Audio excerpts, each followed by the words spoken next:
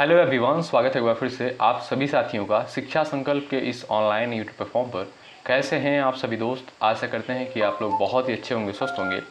साथियों, आज के इस स्पेशल क्लास में यूपी टेट एग्ज़ाम 2026 के लिए जो पिछले वर्षों में सामान्य हिंदी के प्रश्न पूछे जा चुके हैं, उन प्रश्नों को कवर करने वाले हैं। आप लोग धैर्य के साथ अंत तक इस पूरी क्लास में बने रहिएगा। आप सभी दोस्तों को पता है कि जो पिछले वर्ष के क्वेश्चंस होते हैं वो आगामी एग्जाम के लिए कितने महत्वपूर्ण होते हैं। ठीक है, आप जानते हैं दोस्तों, जुलाई में जो है यूपी टेट का एग्जाम है। तो आप लोग जितने भी प्रश्न पूछे जा चुके हैं, चाहे आपका सीडीपी हो गया, एसएसटी हो गया या आपका हिंदी हो गया, सारी चीज़ों को आपको अच्छे तरीके से कवर करके जाना है। अगर आप लोग अच्छे से पीवाईक्यूज़ को कवर कर लेते हैं, जो पिछले साल में प्रश्न पूछे गए हैं अच्छे से कवर कर लेते हैं, आपका स्कोर जो है बहुत ही बेहतर होगा। आइए शुरुआत करते हैं बिना किसी देरी के। धैर्य के साथ अंत तक आप लोग बने रहें और हर एक प्रश्न का आंसर भी यहाँ पर देते हुए चलें। पहला प्रश्न है, पंकज में कौन सा समास है? कर्मधारय, द्विगु, बहुब्रीहि और आपका दिया है द्वंद्व। वेरी वेरी इंपॉर्टेंट सवाल है, पेपर में ये प्रश्न आ चुका है। सबसे पहले दोस्तों बात करते हैं पंकज का जो है समास विग्रह क्या होता है। आप जानते हैं दोस्तों, पंक में जन्म लेने वाला अर्थात कमल। पंक का मतलब दोस्तों क्या होता है? पंक का मतलब होता है कीचड़, यानी कीचड़ में जन्म लेने वाला अर्थात आप कह सकते हैं कमल। ठीक है, तो यहाँ पर आप देखेंगे दोस्तों बहुब्रीहि समास होगा। क्यों?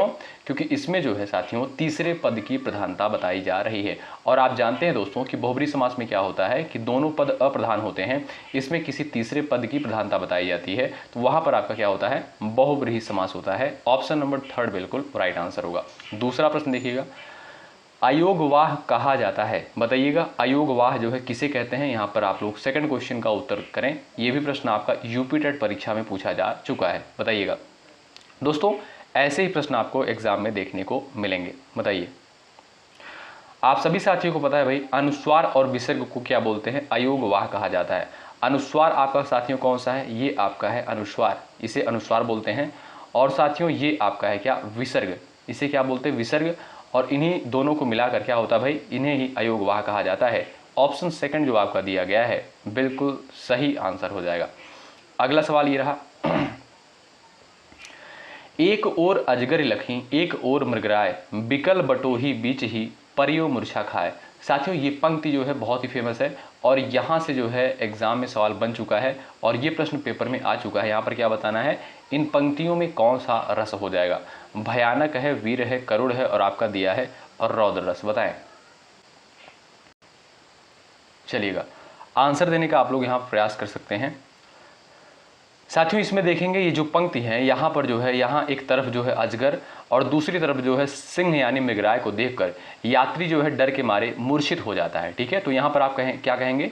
यहाँ पर जो है आपका भय उत्पन्न हो रहा है, यानी यहाँ पर जो है आपका हो जाएगा भयानक रस। ऑप्शन नंबर ए जो है बिल्कुल राइट आंसर हो जाएगा। ठीक है, भयानक रस का दोस्तों अस्थायी भाव होता है भय, याद रखें। वीर रस का अस्थायी भाव होता है उत्साह, क्या? उत्साह होता है।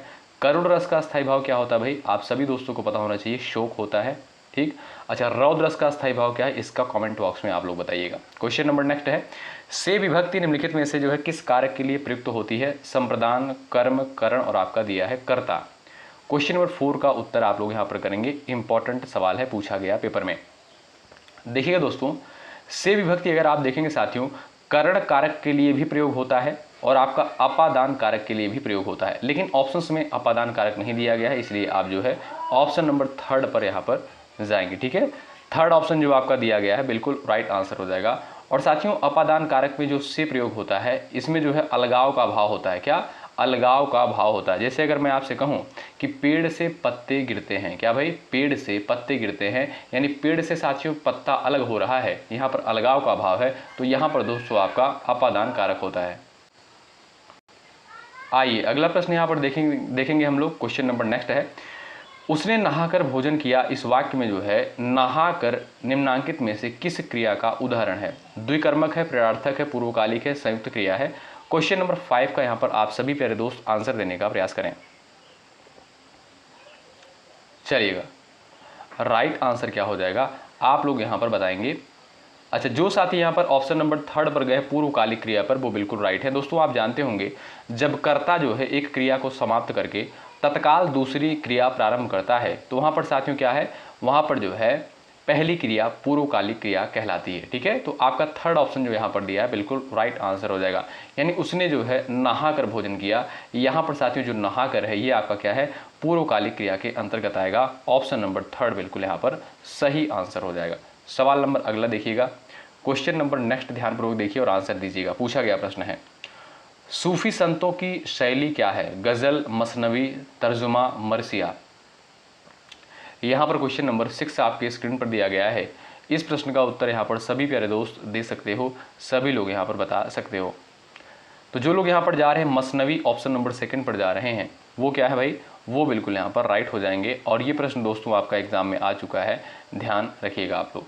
सवाल नंबर अगला है, गुड़िया के भीतर गुड़िया के रचनाकार कौन है? इस प्रश्न का उत्तर आप बताएं। प्रभा खेतान, मैत्रेयी पुष्पा, उषा प्रिवंदा, कृष्णा सोबती। बताइए। यहाँ पर आपका सही आंसर क्या है, आप लोग बता सकते हो। अच्छा, जो साथी यहाँ पर जा रहे हैं मैत्रेयी पुष्पा ऑप्शन नंबर 2 पर, वो बिल्कुल राइट है। गुड़िया के भीतर गुड़िया के रचनाकार साथियों कौन है? मैत्रेयी पुष्पा ऑप्शन नंबर 2 आपका दोस्तों यहाँ पर बिल्कुल सही उत्तर होगा। अगला सवाल, 100 अजान एक सुजान के रचनाकार का नाम यहाँ पर आपको बताना है। सवाल नंबर 8 का राइट आंसर क्या हो जाएगा? बाल कृष्ण भट्ट। ऑप्शन 2 जो आपका दिया है दोस्तों, ये बिल्कुल राइट आंसर हो जाएगा, ध्यान रखिएगा दोस्तों। 100 अजान एक सुजान जो है भारतेंद्र युग के प्रमुख निबंधकार व उपन्यासकार बालकृष्ण भट्ट द्वारा रचित एक प्रसिद्ध जो है उपन्यास है। ठीक है, तो आपका यहाँ पर 2nd ऑप्शन जो बालकृष्ण भट्ट दिया गया है, ये साथियों बिल्कुल आपका सही आंसर हो जाएगा। सवाल नंबर अगला आपके स्क्रीन पर है, इसका उत्तर आप लोग करिए फटाफट भाई। गोस्वामी तुलसीदास का निधन वाराणसी के किस घाट पर हुआ था? यहाँ पर इस प्रश्न का उत्तर आप लोग करेंगे। ये भी प्रश्न आपका यूपी टेट एग्जाम में पूछा जा चुका है। फटाफट आप लोग उत्तर यहाँ पर बता सकते हो। चलिएगा, जो भी साथी यहाँ पर जा रहे हैं 80 घाट ऑप्शन नंबर 2 पर जा रहे हैं, वो बिल्कुल यहाँ पर राइट हो जाएंगे। ठीक है भाई, आपका जो 2nd ऑप्शन दिया है साथियों, ये बिल्कुल राइट आंसर हो जाएगा। साथियों तुलसीदास जी का निधन जो है आप देखेंगे संवत 1680, कब? संवत 1680 में सावन शुक्ल सप्तमी को वाराणसी के जो है 80 घाट पर हुआ था। कहाँ पर भाई? 80 घाट पर हुआ था। तो यहाँ पर जो आपका 2nd ऑप्शन दिया है वो बिल्कुल यहाँ पर राइट आंसर हो जाएगा। ठीक है भाई, अगला सवाल ये रहा, भक्तमाल के रचनाकार कौन है? विष्णुदास, केशवदास, सुंदरदास, नाभादास। क्वेश्चन नंबर 10 का राइट आंसर क्या है भाई? भक्तमाल के रचनाकार कौन है, बताइएगा। चलिए, यहाँ पर राइट आंसर दोस्तों हो जाएगा आपका नाभादास। ऑप्शन 4 बिल्कुल राइट है दोस्तों। भक्तमाल की रचना जो है, ध्यान रखिएगा, भक्तमाल की रचना भक्तिकाल के कवि नाभादास ने लगभग जो है 1585 ईस्वी में ब्रजभाषा में की थी, और जिसमें साथियों 200 भक्तों के चरित्र का वर्णन देखने को मिलता है। ठीक है भाई, तो भक्तमाल के रचनाकार कौन है? नाभादास है। ऑप्शन 4 जो दिया गया है ये साथियों बिल्कुल आपका सही आंसर होगा। अगला सवाल, कौन सा वाक्य जो है यहाँ पर आपसे पूछा है शुद्ध है?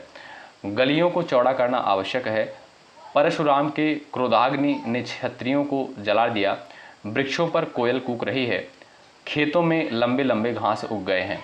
यहाँ पर आप लोग बताएं क्वेश्चन नंबर 11 का राइट आंसर क्या हो जाएगा? आप सभी प्यारे दोस्तों का उत्तर आ जाना चाहिए, बताइए।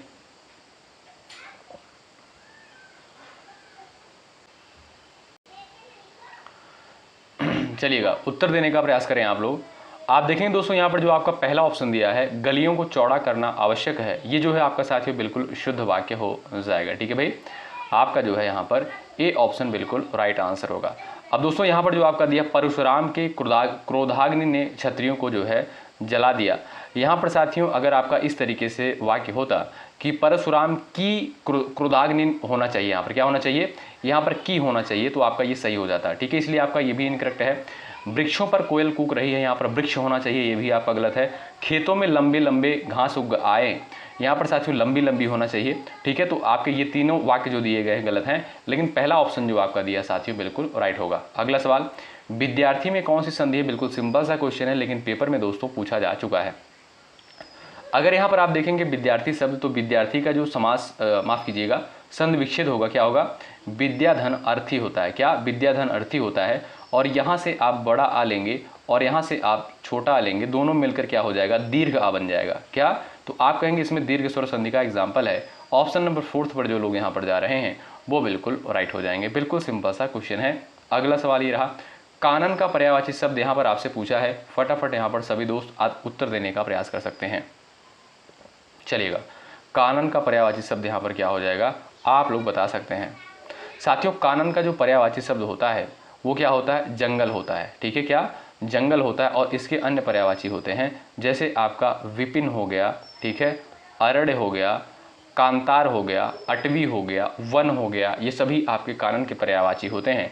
आपका जो ए ऑप्शन दिया गया है ये बिल्कुल साथियों क्या है, राइट आंसर हो जाएगा। अगला सवाल ये रहा, वाक्य विग्रह का अर्थ यहाँ पर क्या है आप लोग बताइए।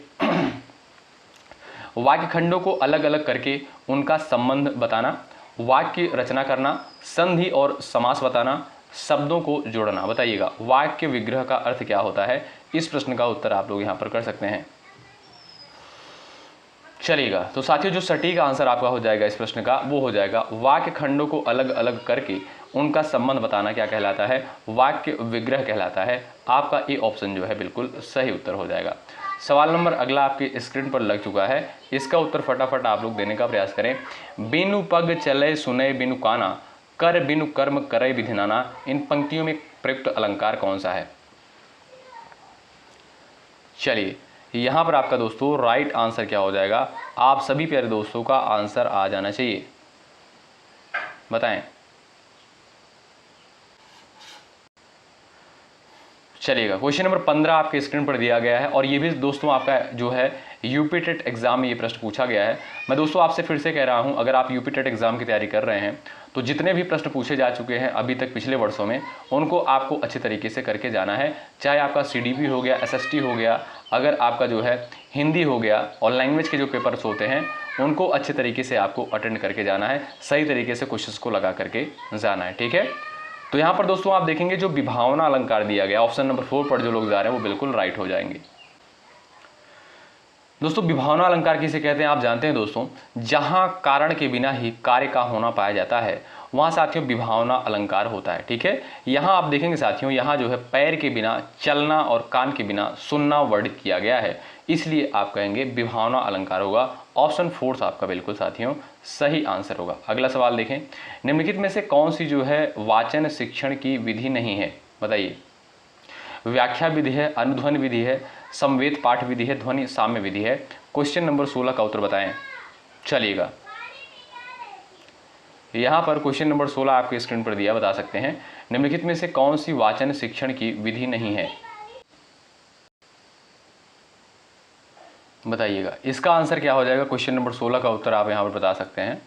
अब जो लोग यहाँ पर जा रहे हैं व्याख्या विधि ऑप्शन नंबर ए पर जा रहे हैं वो बिल्कुल राइट हो जाएंगे। दोस्तों व्याख्या विधि जो है मुख्य रूप से उच्च कक्षाओं में कविता या गद्य के भाव और अर्थ समझाने के लिए अपनाई जाती है। यह साथियों प्रारंभिक स्तर पर वाचन यानी पठन सिखाने की विधि नहीं है। ठीक है, तो यहाँ पर आपसे पूछा है निम्नलिखित में से कौन सी वाचन शिक्षण की विधि नहीं है, तो वो साथियों आपकी कौन सी विधि है, वो है आपका व्याख्या विधि। ए ऑप्शन जो है बिल्कुल राइट आंसर हो जाएगा। हमने अभी आपको बताया कि व्याख्या विधि साथियों मुख्य रूप से उच्च कक्षाओं में कविता या गद्य के भाव और अर्थ समझाने के लिए अपनाई जाती है। ठीक है, तो आपका ए ऑप्शन क्या है, बिल्कुल सही उत्तर होगा। अगला सवाल ये रहा, अभिवृत्ति संप्रत्यय क्या होता है, बताएं। क्वेश्चन नंबर 17 का उत्तर आप कर सकते हैं, अभिवृत्ति संप्रत्यय क्या होता है, बताइएगा। अभिवृत्ति दोस्तों इसका मतलब क्या है, एटीट्यूड। एटीट्यूड का मतलब क्या होता है, अभिवृत्ति होता है। तो यहाँ पर आप लोग उत्तर दीजिएगा। जो लोग यहाँ पर जा रहे हैं भावात्मक संप्रत्यय ऑप्शन नंबर 3 पर, वो बिल्कुल यहाँ पर राइट हो जाएंगे। ठीक है भाई, ऑप्शन नंबर आपका 3 राइट हो जाएगा। अगला सवाल देखिएगा, सवाल नंबर नेक्स्ट है, हिंदी साहित्य के इतिहास के संबंध में modern vernacular literature of Hindustan किसने लिखा। इस प्रश्न का उत्तर आप कर सकते हो यहाँ पर। हिंदी साहित्य के इतिहास के संबंध में modern vernacular literature of Hindustan जो है किसके द्वारा लिखा गया, तो जॉर्ज अब्राहम ग्रियर्सन के द्वारा। किसके द्वारा, जॉर्ज अब्राहम ग्रियर्सन के द्वारा। ऑप्शन नंबर जो यहाँ पर 4 दिया गया है, ये दोस्तों बिल्कुल आपका सही आंसर हो जाएगा। ठीक है, सवाल नेक्स्ट है, बिरहनी बावरी सी भई ऊंची चढ़ी अपने भवन में टेरत हाय दई, ले अचरा मुख असुवन पोछत उघरे गात सही। ये जो है किसकी पंक्ति है, यहाँ पर क्वेश्चन नंबर 19 दिया गया है। इस प्रश्न का उत्तर आप यहाँ पर कर सकते हैं, ये पंक्ति जो है आपका किसका है, तो ये साथियों ये जो पंक्तियां हैं ये आपका मीराबाई की है। ऑप्शन सेकंड आपका जो दिया है बिल्कुल राइट आंसर हो जाएगा, ध्यान रखिएगा। ठीक है भाई साथियों, यह पद जो है सगुण कृष्ण भक्ति शाखा की प्रमुख कवयित्री मीराबाई द्वारा रचित है और जिसमें जो है कृष्ण के विरह में व्याकुलता का चित्रण किया गया है। ठीक है, तो आपका यहाँ पर सेकंड ऑप्शन क्या है, बिल्कुल सही उत्तर होगा। अगला सवाल देखें भाई, हिंदी का पहला पत्र जो है कौन सा है, यहाँ पर आप लोग उत्तर दे दीजिएगा फटाफट। क्वेश्चन नंबर 20 का आंसर बताएं। तो जो लोग जा रहे हैं उद्दंत मार्तंड, ऑप्शन नंबर यहाँ पर फोर्थ पर जा रहे हैं, वो बिल्कुल राइट हो जाएंगे। ठीक है दोस्तों, उद्दंत मार्तंड आप जानते हैं हिंदी का प्रथम साहित्यिक पत्र था जिसका प्रकाशन जो है 30 मई 1826 को कोलकाता से जो है हुआ था। ठीक है, तो आपका जो साथियों फोर्थ ऑप्शन यहाँ पर दिया गया है ये दोस्तों बिल्कुल सही उत्तर हो जाएगा। अगला सवाल, सुई का साथियों तत्सम रूप यहाँ पर आपसे पूछा गया है। क्वेश्चन नंबर 21 का सभी प्यारे दोस्त यहाँ पर उत्तर बताएं। सुई का जो है तत्सम रूप यहाँ पर क्या हो जाएगा, आप सभी दोस्त यहाँ पर प्रयास करिएगा उत्तर देने के लिए। सुई दोस्तों क्या है, ये आपका एक प्रकार का तद्भव शब्द है और इसका जो तत्सम शब्द होता है वो होता है साथियों सूची। क्या भाई, सूची होता है। ऑप्शन नंबर थर्ड पर जो लोग जा रहे हैं वो बिल्कुल यहाँ पर राइट हो जाएंगे। सवाल नंबर नेक्स्ट है, परिसीमन का विलोम यहाँ पर आपको बताना है, तो सभी लोग आंसर दे दीजिएगा फटाफट। चलिए भाई, मैं फिर से आपसे कह रहा हूँ PYQs को अच्छे तरीके से करके आप लोग ज़रूर जाना एग्जाम देने। ठीक है, तो आप लोग यहाँ पर बताएं परिसीमन का जो है विलोम शब्द यहाँ पर क्या हो जाएगा। सवाल नंबर 22 का उत्तर बता सकते हैं। जो लोग जा रहे हैं यहाँ पर निर्सीमन, ऑप्शन नंबर सेकंड पर जा रहे हैं, वो बिल्कुल राइट है। साथियों अगर यहाँ पर हम बात करें परिसीमन की, तो परिसीमन का अर्थ क्या होता है आप जानते होंगे। परिसीमन का अर्थ होता है सीमा निर्धारित करना यानी बांधना। ठीक है, जबकि साथियों निर्सीमन का अर्थ क्या होता है, सीमा रहित या बंधन मुक्त करना। ठीक है, तो आपका जो सेकंड ऑप्शन दिया गया है इस क्वेश्चन का, ये साथियों बिल्कुल आपका क्या है, बिल्कुल सही उत्तर हो जाएगा, ध्यान रखें। अगला सवाल, धूसर शब्द का पर्यायवाची यहाँ पर आपसे पूछा है। क्वेश्चन नंबर 23 का उत्तर बताइए। चलिए, धूसर का साथियों पर्यायवाची शब्द क्या है। साथियों आप जानते होंगे धूसर जो है ये आपका क्या है भाई, धूसर जो है गधे का पर्यायवाची होता है और साथियों इसके अन्य पर्यायवाची शब्द भी होते हैं, जैसे आपका गर्दभ हो गया, क्या गर्दभ हो गया, खर हो गया, ठीक है, बेसर हो गया, आपका बेसर हो गया। ये सभी क्या है, ये सभी साथियों गधे के पर्यायवाची होते हैं। तो यहाँ पर गर्दभ पर जो लोग जा रहे हैं ऑप्शन नंबर ए पर, वो बिल्कुल राइट हो जाएंगे। भाई सेशन को एक बार आप लोग लाइक कर दें क्योंकि बहुत मेहनत के साथ इस कंटेंट को कंसाइज किया गया है, इन क्वेश्चंस को कंसाइज किया गया है, तब आप तक जो है लाया गया है। एक बार सभी लोग सेशन को लाइक कर देंगे। यदि आप चैनल पर नए हैं सब्सक्राइब कर लीजिएगा, हेल्प आपको श्योर 100% यहाँ पर मिलेगी। सवाल नेक्स्ट है, भूतों अर्थात जीवों द्वारा होने वाला दुख वाक्य के लिए एक शब्द क्या होगा, बताओ। चलिए, इस प्रश्न का उत्तर आप लोग यहाँ पर बता सकते हो। भूतों अर्थात जीवों द्वारा होने वाला दुख वाक्य के लिए एक शब्द क्या होगा। इस प्रश्न का उत्तर क्या हो जाएगा, आप सभी दोस्त यहाँ पर कर सकते हो। जो लोग जा रहे हैं आदि भौतिक, ऑप्शन नंबर सेकंड पर जा रहे हैं, वो बिल्कुल यहाँ पर राइट हो जाएंगे। सेकंड ऑप्शन दोस्तों बिल्कुल सही आंसर हो जाएगा। ठीक है भाई साथियों, संसार के जीवों, मनुष्यों या पशुओं द्वारा मिलने वाले कष्ट को जो है आदि भौतिक दुख कहा जाता है। आपका सेकंड विकल्प जो दिया है बिल्कुल सही आंसर होगा। ठीक, सवाल अगला है, ऊंट की चोरी निहुरे निहुरे का अर्थ क्या हो जाएगा। इस प्रश्न का उत्तर आप यहाँ पर बता सकते हैं। चलिए फटाफट उत्तर दीजिएगा। बड़े काम छिपकर नहीं किए जा सकते, आपका जो right answer option number second जो दिया है बिल्कुल सही आंसर हो जाएगा। यानी बड़े काम जो है साथियों छिपकर नहीं किए जा सकते, यानी आप कह सकते हो ऊंट की चोरी निहुरे निहुरे। आपका सेकंड ऑप्शन जो है बिल्कुल राइट होगा। अगला सवाल, वह बहुत अच्छा लड़का है वाक्य में साथियों वह जो है कौन सा सर्वनाम है। 26 का उत्तर यहाँ पर सभी प्यारे दोस्त कर सकते हो। चलिए, वह बहुत अच्छा लड़का है वाक्य में साथियों वह जो है ये आपका कैसा सर्वनाम है। निजवाचक है, संबंधवाचक है, अनिश्चयवाचक है और आपका दिया है निश्चयवाचक सर्वनाम। 26 का राइट आंसर आपका क्या हो जाएगा, आप लोग बता सकते हो।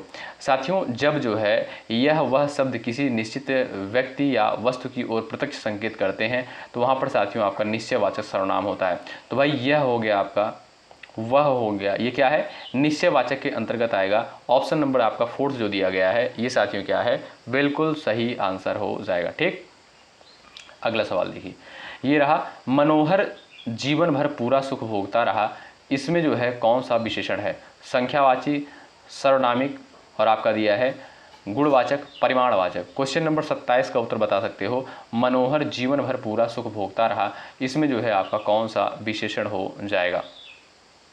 चलिए दोस्तों, जीवन भर और पूरा सुख ये क्या है, ये शब्द जो है समय और मात्रा के अनिश्चित रूप को जो है दर्शाते हैं, इसलिए यहाँ पर साथियों परिमाण बोधक विशेषण हो जाएगा। क्या भाई? परिमाण बोधक विशेषण हो जाएगा। ऑप्शन नंबर 4 पर जो लोग जा रहे हैं बिल्कुल राइट है। सिंपल सा क्वेश्चन है। अगला सवाल देखिए, दांत और जीभ के स्पर्श से बोले जाने वाले वर्ड जो है क्या कहलाते हैं, बताइएगा। यानी दांत और जीभ के स्पर्श से जो वर्ड जिनका उच्चारण किया जाता है वो क्या कहलाते हैं? मूर्धन्य, कंठोष्ठ, दंतोष्ठ, दंत, बताइए। चलिएगा, सभी लोग बताइएगा। जो लोग जा रहे हैं ऑप्शन नंबर यहाँ पर डी पर, दंत पर, वो बिल्कुल राइट हो जाएंगे। साथियों, जिन वर्डों के उच्चारण में जो है जीभ ऊपरी दांतों का जो स्पर्श करती है उन्हें दंत वर्ड कहा जाता है। जैसे साथियों त वर्ग के अंतर्गत जो आपके वर्ड आते हैं, जैसे त, थ, द, ध, न, ठीक है, और आपका ल हो गया साथियों, साथ ही साथ स हो गया, ये सभी क्या है? ये सभी दंत से उच्चारित होने वाले वर्ड आपके होते हैं। ऑप्शन नंबर 4 पर जो लोग यहाँ पर जा रहे हैं वो बिल्कुल राइट हो जाएंगे। अगला सवाल, निम्नलिखित ध्वनियों की निर्दिष्ट विशेषताओं में जो है कौन सा अशुद्ध है, बताइए।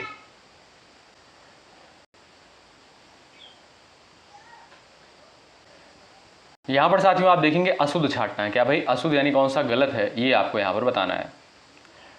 चलिएगा, उत्तर एक बार देने का प्रयास करें आप लोग, ध्यानपूर्वक इस ऑप्शंस को रीड करें, पढ़ें और ध्यान से आप लोग यहाँ पर आंसर दीजिएगा। देखिएगा दोस्तों, यहाँ पर जो आपका च क्या है, ये आपका तालव्य के अंतर्गत आएगा, बिल्कुल बात परफेक्ट है। लेकिन साथियों जो च होता है ये क्या है? ये आपका महाप्राण नहीं बल्कि क्या होता है? ये आपका अल्प प्राण होता है। ठीक है, हमने अल्प प्राण और महाप्राण के बारे में आपको बताया है। जब किसी वर्ड का उच्चारण करते समय जो है मुख के द्वारा ज़्यादा वायु निकले तब उसे बोलते हैं महाप्राण, और जब कम वायु निकले उसे क्या बोलते हैं? अल्प प्राण कहा जाता है। जैसे जब आप च का उच्चारण करेंगे तो कम वायु निकलता है, लेकिन जब आप छ बोलते हैं तो ज़्यादा वायु निकलता है, तो छ आपका महाप्राण है, च क्या है? आपका अल्प प्राण है। लेकिन यहाँ पर महाप्राण दिया है, इसलिए आपका पहला ऑप्शन जो है इनकरेक्ट है। और यही आपसे पूछा है कि इसमें आपका अशुद्ध कौन सा हो जाएगा, तो यहाँ पर अशुद्ध जो हो जाएगा ऑप्शन नंबर ए, इसलिए यही आपका उत्तर होगा। ठीक है, अगला सवाल देखो, क्वेश्चन नंबर नेक्स्ट है, बाण का पर्यायवाची इसमें से आपका कौन सा नहीं है? क्वेश्चन नंबर 30 का उत्तर बताएं।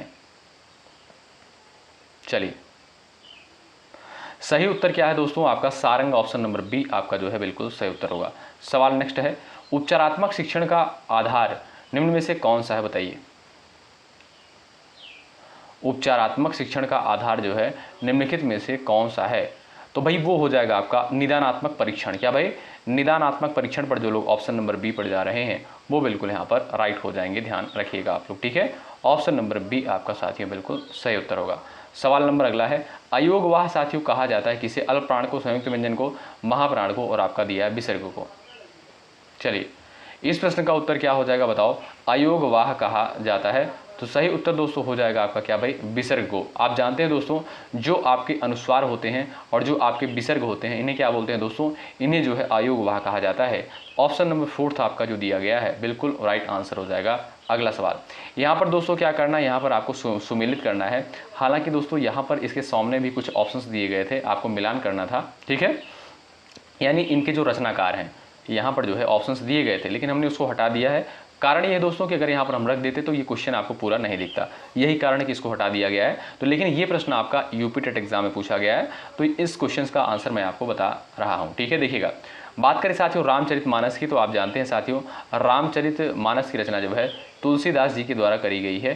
ठीक है, अच्छा किस भाषा में करी गई ये भी याद रखिएगा, अवधी में करी गई है, वेरी वेरी इंपॉर्टेंट है। ठीक है, सूरसागर की दोस्तों बात करें सूरदास, ठीक, भक्तमाल की दोस्तों बात करें नाभादास, सत्यार्थ प्रकाश की रचना स्वामी दयानंद सरस्वती। कौन? स्वामी दयानंद सरस्वती।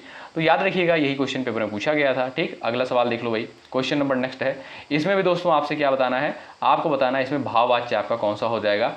यहाँ पर भी नीचे आपका जो है ABCD करके ऑप्शन दिया था, उसमें पूछा गया था कि पहला सही है कि पहला दूसरा सही है, या पहला तीसरा सही है, या दूसरा चौथा सही है, इस तरीके से दिया गया था। यानी ये क्वेश्चन आपका पेपर में आ चुका है, आपको इसमें से छांटना है कि कौन सा जो है भाववाच्य के अंतर्गत आ जाएगा, पहला दूसरा तीसरा चौथे में, बताओ इस प्रश्न का उत्तर क्या हो जाएगा। सभी दोस्त यहाँ पर आंसर देने का प्रयास करें। और साथियों आप जानते हैं कि हिंदी में जो वाच्य होते हैं आपके 3 होते हैं, एक आपका कर्तवाच्य होता है, एक आपका कर्मवाच्य और तीसरा आपका भाववाच्य होता है। ठीक है, तो जहाँ पर दोस्तों आप देखेंगे यहाँ पर जो आपका पहला ऑप्शन दिया है उसे बैठा नहीं जाता, राम से खाया नहीं जाता, ये दोनों क्या है दोस्तों, ये आपके जो है भाववाच्य के अंतर्गत आ जाएंगे। ठीक है साथियों, भाववाच्य में साथियों असमर्थता या निषेध होता है, यानी जहाँ कहीं भी आपको जिस वाक्य में जो है ना देखने को मिले, यानी जैसे उससे बैठा नहीं जाता, उससे खाया नहीं जाता, उससे सोया नहीं जाता, राम से खाया नहीं जाता, यानी यहाँ पर नहीं का बोध हो रहा है, असमर्थता का बोध हो रहा है, निषेध का बोध हो रहा है, इसलिए आप कहोगे सर यहाँ पर जो है आपका भाववाच्य हो जाएगा। ठीक है भाई, तो दोनों ऑप्शन पहला और दूसरा, इन दोनों में साथियों क्या हो जाएगा, भाववाच्य, यानी पहला और दूसरा आपका दोनों सही हो जाएगा। ठीक है भाई, अगला सवाल देखो, क्वेश्चन नंबर नेक्स्ट है। इसमें भी दोस्तों क्या बताना है आपको, निम्नलिखित में से कौन सा इसमें से आपका सही है। देखिएगा, अनुस्वार पूर्ण अनुनासिक ध्वनि होते हैं, अनुनासिक ध्वनि होते हैं, वर्ग का पंचमाक्षर अनुनासिक होता है, अनुनासिक के उच्चारण के दौरान नाक से बहुत कम सांस निकलती है और मुख से अधिक सांस निकलती है। बताइए क्या इसमें तीनों ऑप्शन सही हैं। यहाँ पर देखिए, अब आपका कूट दिया गया है, इसमें देखिए बताना है केवल तीसरा सही है, केवल पहला सही है, कि दूसरा, पहला और दूसरा दोनों सही है, या पहला दूसरा और तीसरा तीनों सही है। बताइए इसमें से जो है आपका कौन सा सही हो जाएगा, बताइएगा। पहला, दूसरा और तीसरा, इन तीनों में से जो है साथियों आपका कौन सा ऑप्शन बिल्कुल राइट है, बताओ दोस्तों। आप देखेंगे यहाँ पर जो आपका राइट आंसर हो जाएगा, अनुस्वार जो है पूर्ण अनुनासिक ध्वनि होते हैं। ठीक है, जैसे आपका साथियों अनुनासिक कौन कौन से होते हैं, अंग, इ, ड, न, म, ये क्या दोस्तों, ये आपके अनुनासिक वर्ड होते हैं। तो अनुनासिक अनुस्वार जो होते हैं साथियों, अनुस्वार जो होते हैं ये पूर्ण जो है अनुनासिक ध्वनि होते हैं। अनुस्वार क्या किसे बोलते हैं दोस्तों, हमने बताया था, इसे क्या है, ये आपका अनुस्वार होता है। ठीक है, तो ये आपका अनुनासिक के अंतर्गत आता है, ध्यान रखिएगा। ठीक, तो पहला ऑप्शन आपका बिल्कुल सही है। वर्ग का जो पंचमाक्षर अनुनासिक होता है, आपने पढ़ा होगा जो स्पर्श व्यंजन होते हैं उनका जो पांचवा अक्षर होता है, जैसे इया होता है, ठीक है, अड़ा होता है और म होता है। ठीक है, ये जो आपके पंचमाक्षर होते हैं, मतलब वर्ग के जो पंचमाक्षर होते हैं, आपने पढ़ा होगा, देखिएगा जो 25 होते हैं साथियों, स्पर्श व्यंजन होते हैं। ठीक है, इसमें जो आप देखेंगे जो पांचवा अक्षर होता है, आप देख लीजिएगा, आपने पढ़ा भी होगा, जो पांचवा अक्षर आपका साथियों होता है, तो भाई जो आपका वर्ग का पंचमाक्षर होता है ये दोस्तों क्या होता है, ये आपका अनुनासिक होता है। ठीक है, तीसरा ऑप्शन दिया है, यानी दूसरा भी आपका बिल्कुल सही है। अनुनासिक के उच्चारण के दौरान जो है नाक से बहुत कम सांस निकलती है और मुख से साथियों जो है अधिक वायु निकलती है, ये भी आपका बिल्कुल राइट आंसर होगा। यानी पहला, दूसरा, तीसरा, ये तीनों आपके सही हैं। यानी इसमें आप देखेंगे जो आपका डी ऑप्शन दिया है, पहला, दूसरा और तीसरा, ये बिल्कुल आपका सही हो जाएगा। अगला सवाल, ये प्रश्न दोस्तों पेपर में आ चुका है। निम्नलिखित में से कौन सा शब्द जो है एक वचन तथा बहुवचन दोनों में प्रयोग हो सकता है, बताइए। इस प्रश्न का राइट आंसर क्या आप लोग बता सकते हैं। निम्नलिखित में से कौन सा शब्द जो है एक वचन और बहुवचन दोनों में प्रयोग हो सकता है, वो है साथियों आपका मुनि। ऑप्शन नंबर आपका ए राइट है। नेक्स्ट, तत्सम और तद्भव यहां पर आपको पहचानना है। फटाफट आंसर बताइए क्वेश्चन नंबर 37 का। चलिए यहां पर दोस्तों क्या बताना है, तत्सम और तद्भव यहां पर आपको छांटना है। दोस्तों जो आपका कोख होता है ये क्या है, ये आपका तद्भव शब्द है, और इसका जो तत्सम शब्द होता है साथियों क्या होता है, इसका जो तत्सम होता है कुक्षी होता है। तो आपका सी ऑप्शन जो यहाँ पर दिया गया है ये क्या है, बिल्कुल सही उत्तर होगा। अगला सवाल ये रहा, निम्नलिखित शब्दों में जो है किसमें उपसर्ग का निर्देश अशुद्ध है। चलिए यहां पर आप लोग उत्तर देने का प्रयास करें। इस प्रश्न का राइट आंसर क्या हो जाएगा, बताओ।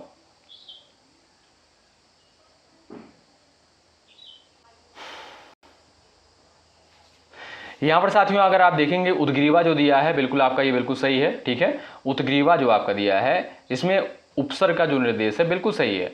अधसेरा में भी आप देखेंगे जो उपसर्ग का निर्देश दिया गया है, अध दिया गया है, बिल्कुल सही है। और निखरा में भी आपका बिल्कुल सही है। लेकिन साथियों जो आपका निमज्जित दिया है ये आपका इनकरेक्ट है। ठीक है, फिर क्या होना चाहिए भाई, इसमें साथियों क्या होना चाहिए, निमज्जित होना चाहिए। क्या भाई, निधन मज्जित होना चाहिए। ठीक है, ये अगर होता ऑप्शन में तो बिल्कुल सही हो जाता, निधन मज्जित। ठीक है, लेकिन निधन अज्जित दिया है। ठीक है, तो दोस्तों आपका ए ऑप्शन जो है यहां पर सही हो जाएगा। अगला सवाल देखो भाई, सवाल नेक्स्ट है, किस शब्द में जो है तत्पुरुष समास का एग्जाम्पल है, बताओ। इसमें आप लोग फटाफट आंसर कर दो भाई। तत्पुरुष समास यहां पर आपसे पूछा गया है।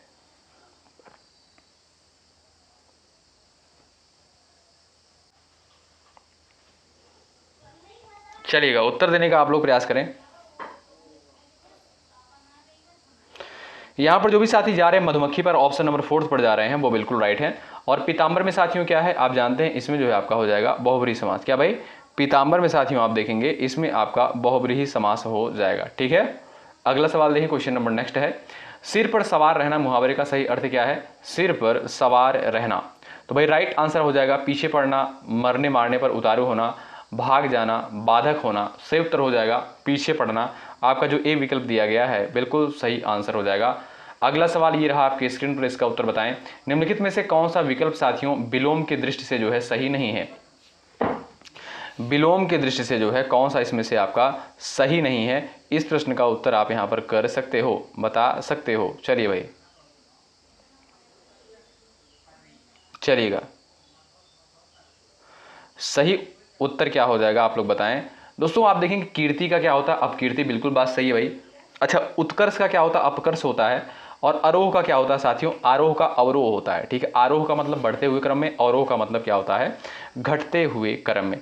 लेकिन साथियों यहाँ पर जो पहला ऑप्शन दिया है आपका, पहला ऑप्शन जो दिया है सुबुद्धि का असुबुद्धि दिया है, ये आपका बिल्कुल गलत है। क्योंकि भाई सुबुद्धि का जो साथियों यहाँ पर विलोम होता है वो क्या होता है? कुबुद्धि या दुर्बुद्धि होता है। क्या? कुबुद्धि या दुर्बुद्धि होता है, तो ध्यान रखिएगा। तो आपका ए ऑप्शन जो है बिल्कुल सही आंसर होगा। अगला, यहाँ पर भी क्या करना है दोस्तों? आपको मिलान करना है। ठीक है, यहाँ पर देखिए सूची 1 आपका दिया है, ये प्रश्न पेपर में आ चुका है। तलवार, टेढ़ा, तरु, पटु। अब मिलान किसके साथ करना है? सूची 2 दिया है, वृक्ष, प्रवीण, वक्र और आपका दिया कृपाण। इससे साथियों आपको यहाँ पर मिलान करना है। ठीक है, तो आप देखेंगे साथियों यहाँ पर दोस्तों आप देखेंगे तलवार का क्या हो जाएगा? तलवार का हो जाएगा साथियों कृपाण। ध्यान से देखिएगा, कृपाण। टेढ़ा का दोस्तों क्या हो जाएगा? वक्र हो जाएगा। ठीक, वक्र। और तरु का क्या हो जाएगा भाई? वृक्ष हो जाएगा। और पटु का क्या हो जाएगा? प्रवीण हो जाएगा, प्रवीण। ठीक है, तो आप देखेंगे यहाँ पर जो है, आप यहाँ पर मिलान कर लीजिएगा दोस्तों। ठीक है, मिलान आप कर लीजिएगा। यहाँ पर देखिएगा ए का चौथा, बी का तीसरा, सी का पहला, डी का दूसरा। आपका ए ऑप्शन जो है बिल्कुल क्या है? सही उत्तर होगा। ठीक, अगला सवाल देखिए, क्वेश्चन नंबर नेक्स्ट है, निम्नलिखित में से कौन सा जो है मिश्र वाक्य इसमें से है? बताइए। इस प्रश्न का राइट आंसर क्या है? यहाँ पर दोस्तों आपको बताना है निम्नलिखित में से कौन सा मिश्र वाक्य है। उसमें न पत्ते थे न फूल थे। और यहाँ पर जो है 4 ऑप्शन दिए गए हैं, आप लोग पढ़िए और उत्तर देने का प्रयास करिए जो लोग जा रहे हैं। मैंने सुना है कि आपके देश में अच्छा राज्य प्रबंधन है, ये आपका बिल्कुल सही उत्तर हो जाएगा। ठीक है भाई, ऑप्शन 4 राइट है। नेक्स्ट क्वेश्चन देखिएगा, ये रहा, वह द्वार द्वार भीख मांगता चलता है, वाक्य में कौन सा कारक है? चलिए, क्वेश्चन नंबर 44 का राइट आंसर क्या है? वह द्वार द्वार भीख मांगता चलता है। तो जो लोग यहाँ पर जा रहे हैं अधिकरण ऑप्शन नंबर सी पर जा रहे हैं, वो बिल्कुल राइट हो जाएंगे। ध्यान रखिएगा, ऑप्शन आपका 3 बिल्कुल करेक्ट होगा। आयुष्मान का स्त्रीलिंग क्या है? इस प्रश्न का उत्तर आप बताएं। क्वेश्चन नंबर 45 का आप लोग यहाँ पर उत्तर दे सकते हैं। आयुष्मान का स्त्रीलिंग आपको क्या हो जाएगा? बिल्कुल सिंपल सा क्वेश्चन है, आयुष्मती हो जाएगा। क्या दोस्तों? आयुष्मती हो जाएगा, ये ऑप्शन राइट है। लास्ट में अपना स्कोर आप लोग जरूर बताएं। ठीक है, कितने क्वेश्चंस को आपने सही किया है। मिट्टी का माधव होने का अर्थ क्या है? मिट्टी का माधव होने का अर्थ क्या हो जाएगा? बहुत ही मूर्ख हो। क्या भाई? बहुत ही मूर्ख। आपका सेकंड ऑप्शन जो है बिल्कुल सही उत्तर होगा। अगला सवाल, तद्धित का सही संधि विच्छेद क्या हो जाएगा? बताओ। चलिएगा, तद्धित का सही संधि विच्छेद क्या होगा? आपके सामने 4 ऑप्शंस दिए गए हैं, आप सभी दोस्त यहाँ पर उत्तर कर सकते हैं जो लोग जा रहे हैं तद प्लस हित पर। क्या भाई? तत् प्लस हित पर ऑप्शन नंबर 3 पर जा रहे हैं, वो बिल्कुल यहाँ पर राइट हो जाएंगे। ध्यान रखिएगा। अगला सवाल ये रहा, उद्विग्निका संधि विच्छेद यहाँ पर क्या हो जाएगा? इस प्रश्न का उत्तर आप लोग बताएं। उद्विग्निका सही संधि विच्छेद क्या हो जाएगा? बताओ। यहाँ पर दोस्तों अगर बात करें हम संधि की, तो जो इसमें व्यंजन संधि हो जाएगा। और उत्धन विघ्न आपका जो बिल्कुल सी ऑप्शन दिया है बिल्कुल सही हो जाएगा। यहाँ पर दोस्तों आप देखेंगे हलंत लगा हुआ, जहाँ कहीं भी हलंत आपको देखने को मिल जाए वहाँ पर क्या होता है? व्यंजन संधि का एग्जाम्पल होता है। अगला सवाल ये रहा आपके स्क्रीन पर, इसका उत्तर आप लोग फटाफट बताएं। चलिए, बीती विभावरी जागरी अंबर पनघट में डूबो रही तारा घट उषा नागरी पंक्ति में कौन सा अलंकार है? यमक है, उपमा है, रूपक है, उत्प्रेक्षा है। 4 विकल्प आपके सामने यहाँ पर दे दिए गए हैं। आप सभी दोस्त यहाँ पर उत्तर देने का फटाफट प्रयास करिएगा। जो भी साथी यहाँ पर जा रहे हैं रूपक अलंकार पर, ऑप्शन नंबर यहाँ पर सी पर जा रहे हैं, वो बिल्कुल यहाँ पर राइट हो जाएंगे। ध्यान रखिएगा। सवाल नेक्स्ट है, और ये साथियों आज की क्लास का लास्ट क्वेश्चन, इसका उत्तर आप कर सकते हैं। बिन घनश्याम धाम धाम ब्रजमंडल में ऊधो नित्य बसती बहार बरस की है। इस पंक्ति में जो है कौन सा अलंकार है? यहाँ पर भी आपको इसमें बता देना है। चलिए साथियों, यहाँ पर आप देखेंगे जो घनश्याम शब्द है, घनश्याम शब्द के जो है 2 अर्थ निकल रहे हैं। एक अर्थ आपका साथियों श्री कृष्ण और दूसरा अर्थ जो आपका निकलेगा काले बादल। ठीक है, तो एक शब्द में साथियों एक से अधिक अर्थ चिपके होने के कारण यहाँ पर जो हो जाएगा आपका श्लेष अलंकार, आपका सेकंड ऑप्शन राइट हो जाएगा। तो भाई आप लोग ईमानदारी के साथ बताओ कि आपने इन 50 प्रश्नों में से कितने प्रश्नों को बिल्कुल सही किया है। यूपी टेट एग्जाम में दोस्तों ऐसे ही प्रश्न आपको एग्जाम में देखने को मिलेंगे, तो आप जितने भी PYQ से जितने भी पिछले वर्ष के क्वेश्चन हैं उसको आप लोग अच्छे तरीके से करके ज़रूर से ज़रूर जाएँ, क्योंकि ये इंपॉर्टेंट सवाल होते हैं और ऐसे ही एग्जाम में आपको क्वेश्चन देखने को मिलेंगे। क्लास कैसी लगी कमेंट बॉक्स में ज़रूर बताएं, सेशन को लाइक ज़रूर कर दीजिएगा, यदि आप चैनल पर नए हैं सब्सक्राइब करना बिल्कुल मत भूलिएगा। हेल्प आपको यहाँ पर श्योर 100% मिलने वाली है। ठीक है, शुक्रिया, जय हिंद जय भारत।